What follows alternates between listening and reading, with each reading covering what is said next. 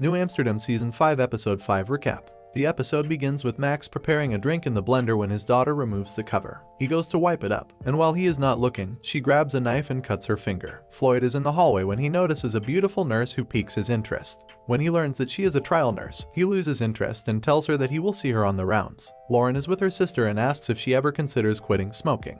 Her sister occasionally says yes, then laughs. She starts to remember when her mother got drunk and ate dumplings, and then she says she is glad she is here because she enjoys talking to her. When some patients arrive in the ER, Max is with his daughter, who is getting 2 stitches. A blue-colored woman with respiratory problems. More arriving. It appears to be sodium nitrite poisoning.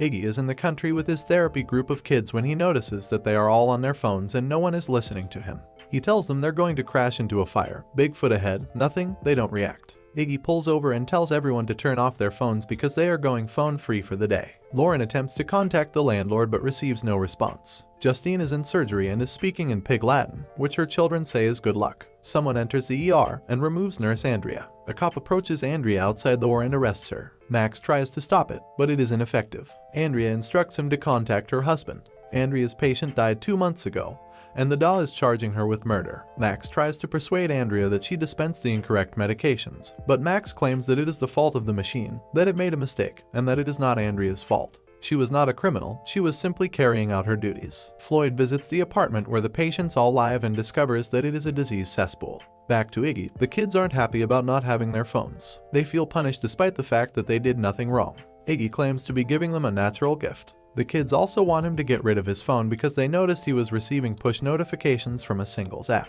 He relinquishes it for their 90-minute hike. Elizabeth can't get anyone to join her in surgery because they are afraid of being arrested like Andrea. Max meets with the district attorney and tries unsuccessfully to plead Andrew's case. Andrea pleaded guilty and was sentenced to 10 years in prison, according to the district attorney. Iggy is in the woods with the kids, and they have lost track of the trail. He notices a sign with a barcode to scan for the map, but none of them have their phones. Elizabeth enters a room where a patient is in distress and requires a medication that the dispensing machine will not provide. She overrides the dispensary machine because the nurse refuses, claiming she will not go to jail. Floyd has good news. The owner is going to fix what is broken and bring the place up to code, which will result in a 50% rent increase. Floyd informs them that they have already paid that amount in lost wages and medical bills. They will not do it because it is the responsibility of the owner, not theirs. Iggy and the kids discover some footprints, but they are theirs. They are walking in circles. There are dark clouds in the sky. The kids are already cold, and it begins to rain. Elizabeth must inform the patient who required the medication that the delay has resulted in kidney damage. Max claims they covered their issues, but this is the result,